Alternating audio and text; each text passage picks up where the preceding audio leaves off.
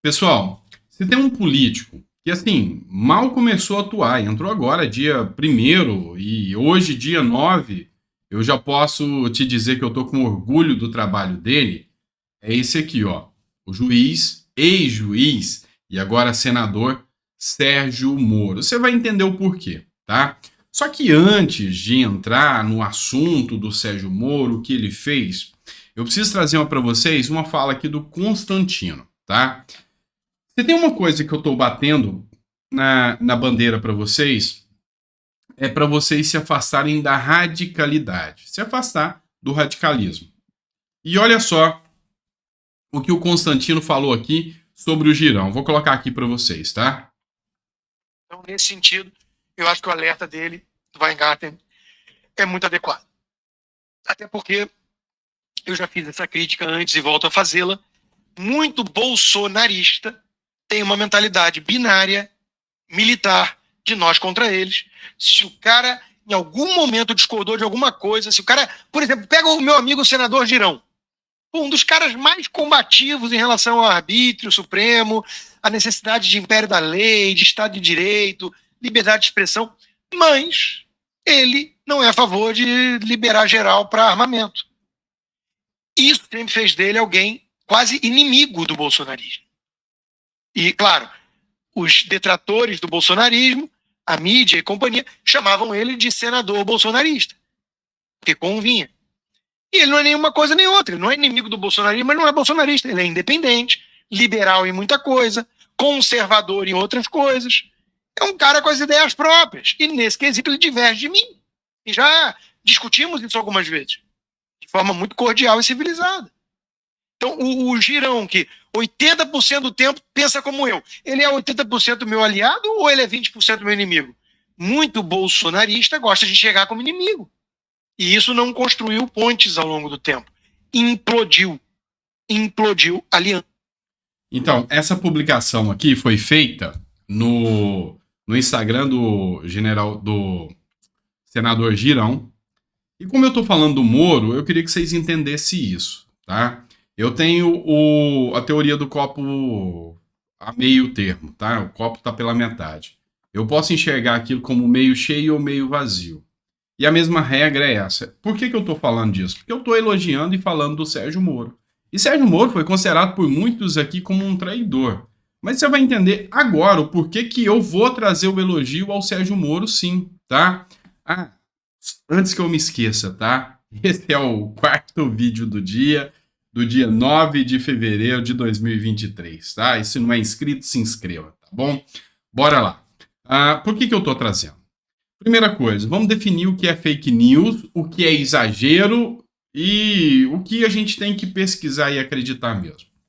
Essa matéria aqui, ela foi colocada aqui, foi exposta, e eu quis trazer aqui para vocês. Urgente, Moro poderá levar Lula à prisão novamente. Entenda. Na verdade, eu vou te explicar isso aqui de uma forma mais verdadeira, tá? Essa matéria aqui é da Veja, tá? E ela diz o seguinte, tá? O título dela é Moro pede o desarquivamento da proposta de prisão em segunda instância. Ou seja, Moro entra batendo um bolão, tá? Fazendo um trabalho impecável, e é isso mesmo que eu quero que os senadores façam. Então ele já entra pedindo o desarquivamento da prisão em segunda instância. O que, se fosse ainda válido, porque o STF mudou a regra. Antes o STF entendia que teve condenação em segunda instância, já vai para prisão, principalmente nos casos de corrupção. Depois ele mudou de ideia, o que ocasionou na soltura de Lula. E Moro sempre defendeu essa bandeira e trouxe já de início o desarquivamento, já fez o pedido de desarquivamento e vai trabalhar para que isso se torne lei. Sendo lei, não cabe ao STF definir o que é ou não é que vai acontecer com quem é preso, tem condenação em segunda instância. É cadeia. E Moro já chega enfrentando isso. E por que eu questionei a matéria do primeiro jornal? Eu questionei a matéria do primeiro jornal porque não tem nada a ver. Lula não vai para cadeia com essa decisão do Moro, tá? Para Lula ir para cadeia, ele tem que ser condenado, tem que ter um processo de novo, em primeira instância de novo, para depois ir para a segunda instância. Agora ele está como presidente, sabe quando que isso vai acontecer? Nunca. Então, assim, a gente tem que ser real com os fatos aqui e a gente tem que trabalhar com a verdade. O que eu tenho de verdade aqui? Bateu um bolão, o Moro, porque a corrupção não vai acabar, a corrupção não se encerra, mas isso aqui não vai alcançar Lula e vai mandar Lula de volta para a cadeia, não. Tá? Então, olhos abertos para não cair em fake news ou clickbait por aí. Tá? Vamos lá, tem mais matéria para vocês aqui. Tá? Essa matéria do Estadão. Olha só a forma que agora o Estadão, R7, Folha de São Paulo estão tratando Lula. Presta atenção. O PT governou o Brasil por 14 dos últimos 20 anos. Mas para Lula, que fez juras de unir a nação numa frente ampla, todas as mazelas que assolam o país são culpa dos outros. Eu já até comentei com vocês isso aqui. Você lembra que os petistas da oposição, eles tinham uma tara, uma sanha desenfreada em dizer que Bolsonaro jogava a culpa em todo mundo, mas nada era culpa dele? A culpa era do STF, a culpa era do Congresso, a culpa era da oposição, a culpa era do povo. Pois é, Lula acusou tanto Bolsonaro de fazer isso, e agora faz da mesma forma, a ponto do Estadão chegar aqui e falar isso. Falar, mas peraí, tudo que você falava do outro governo acusou tanto, agora você vem e está fazendo pior, e está fazendo mentindo ainda. É complicado. E isso aqui é a própria mídia que tá batendo e está vendo que tem questionamentos a serem feitos. E a mídia, durante 4 anos, ela fez um verdadeiro desserviço. Um desserviço pegando cada falha, cada mazela que Bolsonaro... Porque Bolsonaro não é perfeito, tá? Mas ele tinha falhas. E cada falha que eles pegavam, colocavam como se fosse um crime hediondo do Bolsonaro para desestruturar e desconstruir Bolsonaro. É a boa e velha teoria do cancelamento. E agora, depois que passa, as coisas começam a vir à tona. Depois que Lula entra e muita gente viu, opa, como a própria Vera Magalhães, que é comentarista, que acusou tanto o Bolsonaro, falou que Lula vinha para salvar o Brasil. Ela falou, Lula vinha para salvar o Brasil. Ela falou que nós estamos em maus lençóis agora, né? Então, presta atenção, a verdade começa a voltar à tona. Sob Bolsonaro e Guedes, o Brasil registrou a abertura de 3.838 empregos. Novas empresas em 2022. Novas empresas. E isso gerou um boom de emprego enorme durante a gestão Guedes e Bolsonaro. Pois é, isso aqui, na época da narrativa do PT, era que o Brasil estava quebrado, era que o Brasil já não tinha mais solução, e agora que Lula entra e a narrativa cai, eles começam a mostrar a verdade. Agora a mídia atua em verdade em relação ao Bolsonaro. Não, o governo Bolsonaro teve mais empresas, mais de 3 mil empresas geradas, ou seja, foi uma gestão econômica boa. Agora eles admitem, né? O problema é que agora é um tanto quanto tarde. Vamos lá. Essa matéria aqui é da Money Times e é uma revista que eu gosto pela seriedade que eles trazem os conteúdos. A ameaça de Lula ao Banco Central pode ser um tiro no pé do próprio governo. E eu tenho batido nessa tecla com vocês, não é de agora, tá? Eu já venho alertando vocês há muito tempo que Lula deu um verdadeiro tiro no pé e ele nunca imaginou na vida dele, e eu vou te falar que a maioria dos brasileiros também não, nunca imaginaram na vida dele que o presidente do Banco Central, independente, tinha tanto poder, um poder de convergir a mídia e, digo mais, até o judiciário. Porque o Lula falou que vai tomar medidas aí em relação a essa questão do Banco Central, mas tomou tanta invertida da mídia, tomou tanta invertida de todo mundo, que recuou e jogou a culpa para o Congresso. Não, a culpa é do Congresso, tá? E olha só, a gente viu aqui que o poder de Lula não é tão grande. E ele começa a ter o primeiro baque. Lula de hoje não é o Lula de 2002. O tempo de hoje não é o mesmo tempo de 2002. E Lula já começou a entender isso aqui. Compensa a gente fazer uma leitura dessa postagem aqui da Carolina de Tone, tá? Ela que é deputada federal, tá? Um dia eu fiz um vídeo aqui, eu confundi ela com a Campagnolo e falei que a Carolina de Tone era deputada estadual E é o contrário, ela é federal e a de Tony e a Campagnolo é estadual, tá? O que ela postou? Lá vem censura. Lula diz que governo prepara pacote para regular mídias digitais. E você sabe com quem que ele está discutindo isso? Com Joe Biden. E você sabe que dia? Amanhã eles vão falar sobre isso. Mas a questão é ajudar o povo e a democracia? Não, é contra Biden, é contra Trump e contra Bolsonaro, é contra a direita. É uma guerra de direita contra a esquerda. Não é uma guerra de democracia, tá? Isso é balela, tá? Balela. E a Carolina de Tony escreveu aqui, ó. Vou repetir, tá? Vou até ampliar para que você possa ler comigo, se você conseguir. Vou repetir. Quem define o que é fake news? Os mesmos que dizem que a vida não inicia na concepção? Cuba e Venezuela são democracias? Que um povo desarmado é menos assaltado, assassinado e violentado? Que homem e mulher são meras construções sociais? Que Lula é honesto e foi inocentado? Que a facada de Bolsonaro é fake?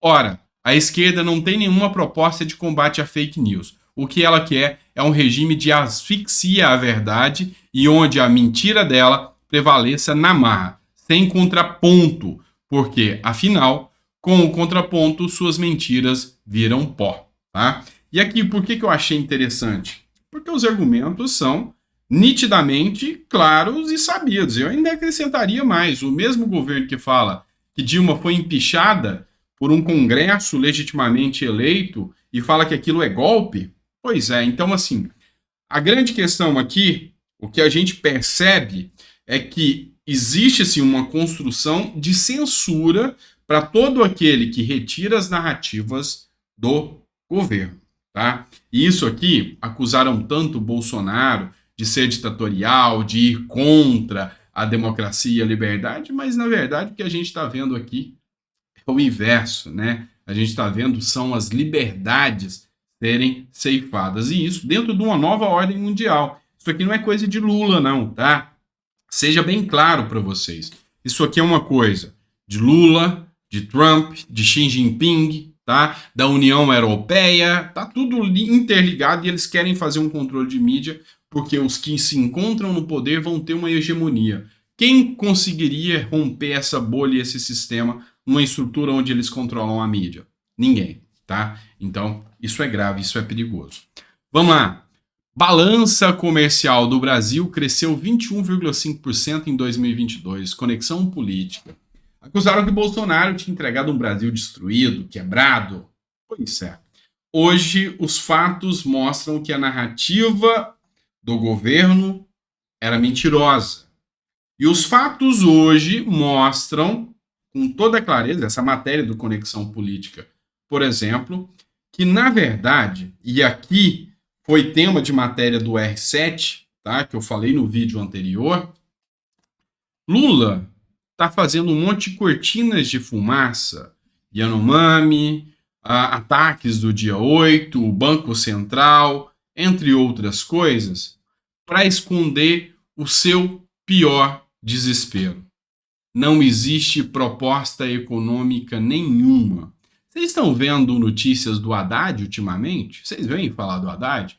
Porque quando o Bolsonaro se elegeu, se tinha uma coisa, se tinha um nome que a gente ouvia, era Paulo Guedes, o bom e velho Poço Ipiranga. Era toda a matéria, Paulo Guedes estava lá. E agora, a última notícia que eu posso citar de vocês de Haddad foi uma que ele foi em Davos e passou, sabe, desapercebido porque ele não apresentou proposta. Ficou falando em limpar o nome das pessoas no Serasa. Isso não é matéria de se discutir em Davos. E agora reclamando que o Copom foi muito duro com as propostas dele. Pois é, aqui mora a grande questão. Estão escondendo, ou seja, uma triste realidade. Será que nós temos mesmo um projeto econômico para tirar o Brasil do buraco?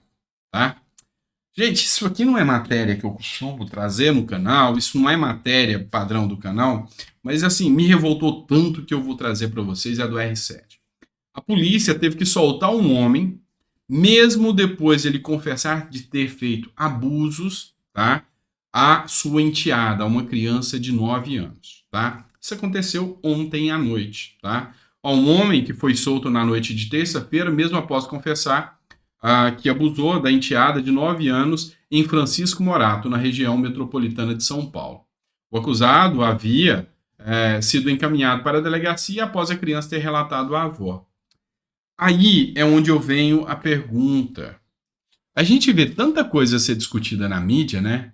Um absurdo de uma menina que está sobrepeso, uma influenciadora, vira repercussão e todos os jornais trazem. Onde está a esquerda nessa hora? Tá? Por que essa política pública chega a essa podridão tão grande da gente ver uma notícia como essa e passar batido? Tá nos tabloides, não tá nos tabloides do jornal, não tá com aquela repercussão toda, tá? O R7 é um canal mais sério, é um portal mais sério. E aí a gente começa a perceber a inversão de valores que o nosso Brasil enfrenta.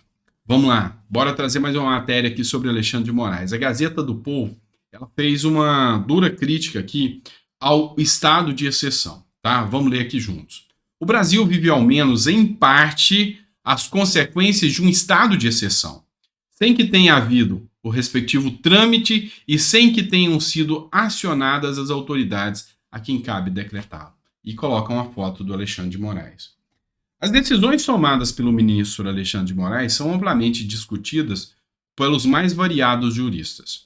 O Ives Gandra Martins, ao qual eu me filio a corrente, tá? Até por ter um vínculo de aprendizado, eu fui aluno dele, traz de forma límpida e cristalina aqui o quanto as decisões monocráticas, as decisões tomadas pelo STF sobre o argumento de salvar a democracia, violaram o nosso Estado democrático de direito e criaram um estado de exceção, cujo estado de exceção somente o presidente da República, à época, que era Bolsonaro, poderia instituir. Tá? Então o judiciário atropelando aqui as regras da separação dos poderes aqui. Tá?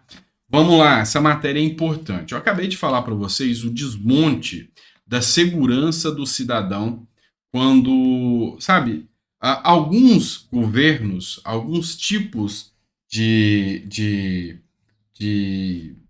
governos autoritários, e aqui eu recomendo uma série da Netflix que fala sobre como se tornar um líder autoritário. Se eu não me engano, é esse nome da Netflix, me fugiu o nome. E ele mostra que o caos é mais fácil de você deixar um autoritário no poder. Então, quanto mais à mercê dos riscos, tipo assim, quanto mais problema você causa para a população, menos chance ela tem de questionar o governo. Se a população sofre com fome, ela tem que correr atrás de comida. Ela não vai questionar o governo. Se a população sofre com violência, ela vai procurar se proteger. Ela não vai conseguir discutir com o governo. Se ela sofre por doenças, ela vai cuidar da saúde. Ela tem muitos problemas para ter que ter mais um problema, que é o problema principal, a causa, é o governo. Então é assim que os ditadores dominam, tá? E olha só isso aqui. Revogaço de decretos feitos por Lula paralisam blindagem de carros no Brasil. Desarmamento. O bandido não sofre ou não segue regras de um decreto ou de normas. É por isso que ele é bandido. Então, a partir do momento que o cidadão fica desarmado, o bandido se arma mais e age mais. Agora, com essa regra, carros não poderão ser blindados. O cidadão que tem mais dinheiro vai ficar sob risco. E sabe o que vai acontecer com esse cidadão? Fora do Brasil. Vai sair do Brasil. E vai ficar aqui quem vive no caos e quem eles conseguem dominar. Sem contar que o impacto nefasto desse tipo de ação populista é sofrido pela população. Os clubes de tiro e os CACs estão sofrendo e fechando as portas. Milhares, escutem, milhares de funcionários. E desde o início até a todo o ciclo de produção. O pessoal responsável pelo transporte, o pessoal que fazia o despachante, enfim, todo mundo perdendo o emprego. Mas um monte de gente na rua, né? Por quê? Porque não pode participar de um esporte. Blindagem. Vamos falar da proteção do rico? Ah, vamos esquecer o pobre, né? Você acha que quem trabalha na oficina de blindagem é o próprio rico? Ou você acha que centenas de pessoas que trabalham nessas oficinas de blindagem estão tendo o seu amplo emprego, sem contar a vida das pessoas que você protege? Regras inúteis sendo feitas pelo atual governo Lula e sim, merece críticas, e enquanto a gente tem liberdade de criticar aqui, a gente vai trazer isso aí para vocês, tá bom? Ficou até o final do vídeo? É aquela regrinha, né? Coloca aí, fiquei até o final do vídeo. Vídeo grande, mas eu gostei e fiquei até o final, tá? Coloca aí para mim. Segunda coisa, é isso aqui, ó, tá? O nosso e-book, tá? O nosso livro aqui, 20 regras para a vida. Tem muita gente gostando, tá? Então, se puder ajudar a gente, um valor simbólico aí, R$ 5,99, tá? Então você já compra, já faz aí o download do e-book aí, consegue ter o acesso ao e-book. Muita gente está gostando porque ele faz uma reflexão, ele mostra como eu consegui a minha evolução, sabe, até espiritual, evolução como profissional, seguindo regras de pensadores. Então, assim, eu gosto de ter como parâmetros, gosto de ter como exemplos pessoas que foram grandes. E assim, eu quis passar isso para que você siga esses valores também. Então, tá aqui. O valor é simbólico, tá? É assim, muita gente prefere pedir o Pix, eu prefiro deixar alguma coisa para você. O livro, tá? Você faz o download aí, direto do Hotmart, e tá sendo sucesso de vendas. Eu só posso agradecer a vocês, tá bom? Um grande beijo no coração de vocês, estou muito feliz por tudo isso, tá? E a gente vai conseguir trazer mais informações para vocês. Te agradeço, antes de mais nada, pelo fato de você aceitar o nosso canal como uma fonte de informação lúcida e coerente para você, tá bom? Abraço, até às 9 horas da noite eu tô aqui de volta com vocês.